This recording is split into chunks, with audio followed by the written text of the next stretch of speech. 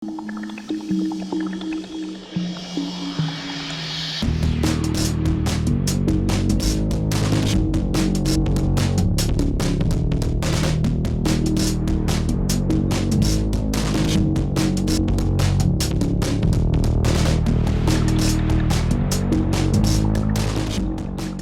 पास दो गाड़ियाँ यहाँ पे मौजूद हैं। सबसे पहली गाड़ी मेरे पास टोयोटा एक्टिव है जो कि 2015 मॉडल है और 2018 की इंपोर्ट है।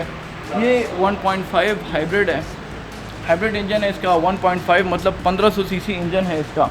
इसके अलावा अगर इसकी विंड स्क्रीन पे देखा जाए तो विंड स्क्रीन के ऊपर इसके रडार का सिस्टम लगाया गया है। रडार का सिस्टम यूज़ होता है ऑटो ब्रेकिंग के लिए कि अगर इसकी कुछ एक्यूरेट रेंज है, इस रडार की रेंज है, उस रेंज के अंदर कुछ भी आ जाता है, कोई गाड़ी आ जाती है, कोई जानवर आ जाता है, तो ये गाड़ी ऑटोमेटिकली ब्रेकिंग सिस्टम अप्लाई करके गाड़ी को रोक देती है और आपको एक्सीडेंट से बचाती है।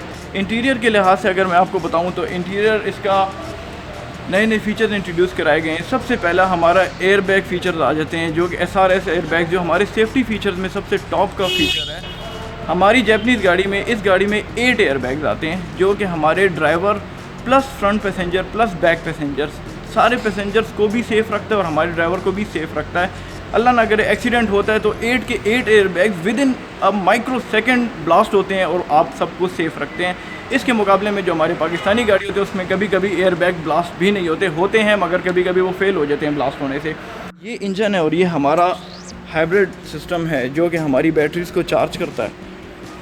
बहुत ज़्यादा फ्यूल इकनॉमिकल है कि जो रेंज है फ्यूल की वो ये हमें तकरीबन एवरेज देती है 21 से 22 किलोमीटर पर लीटर के हिसाब से। जैसे कि पेट्रोल की प्राइसेस में भी दिन ब दिन बढ़ावा आ रहा है तो डेफिनेटली हमारी हाइब्रिड गाड़ियाँ जो हैं वो फिर हमारे कस्टमर्स को ज़्यादा फ़ायदा देती हैं। तो मेरे पास यहाँ पे अवेलेबल है पाकिस्तानी टोयोटा करोला GLI 1.3 जो कि 1300 सीसी है और 2017 मॉडल है। हमारी नॉर्मल पाकिस्तानी गाड़ियाँ जो होती हैं वो तकरीबन 14 और 15 की रेंज देती हैं, 14-15 किलोमीटर पर लीटर के हिसाब से। मतलब 21-22 किलोमीटर और 14-15 किलोमीटर में बहुत फ़र्क है।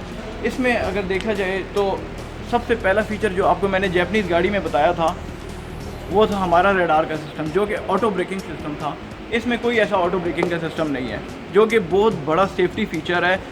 आपके सामने कुछ भी आ जाता है, आपके सामने कोई जानवर आ जाता है, आपके सामने कोई गाड़ी आ जाती है तो it won't stop it by itself, आपको ही इसको रोकना पड़ता है, ख़ुद से रोकना पड़ता है। इसके बाद हमारे पास एयर बैग्स का सिस्टम आ जाता है। एयर बैग्स इसमें सिर्फ और सिर्फ 2 एयर बैग्स इंट्रोड्यूस कराए गए हैं जो कि अभी के लेटेस्ट मॉडल्स में इंट्रोड्यूस कराए गए हैं। हमारा अगर डिज़ाइन देखा जाए तो इसका डिज़ाइन आउटर लुक्स जो है वो हमारी जैपनीज़ गाड़ियों तक बिल्कुल भी नहीं पहुंचा। हमारी जैपनीज़ गाड़ियों का आउटर लुक्स देख लें, पाकिस्तानी का देख लें, उसका जो लाइटनिंग सिस्टम है आप उस पर रिलाई कर सकते हो एनी टाइम। बट इसका जो लाइटनिंग सिस्टम है अक्सर हमारी पाकिस्तानी गाड़ियों को देखा गया है, अक्सर लोग इसमें सिर्फ और सिर्फ लाइटनिंग सिस्टम चेंज करा लेते हैं, बल्ब वगैरह चेंज करा लिया, उसकी वजह से इसमें वायरिंग के इश्यूज़ आ जाते हैं।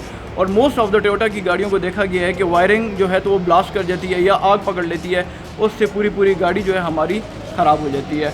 उसके अलावा अगर देखा जाए तो पैसेंजर्स के लिए कोई सेफ्टी नहीं है। हमारी जो जैपनीज़ गाड़ी है वो अगर आपने सीट बेल्ट ना लगाई हो तो वो बीप आपको देती रहती है आपके सेफ्टी फ़ीचर के लिहाज से, बट ये आपको कुछ टाइम के लिए बीप दे के खामोश हो जाती है ताकि आप सीट बेल्ट ना भी लगाएं।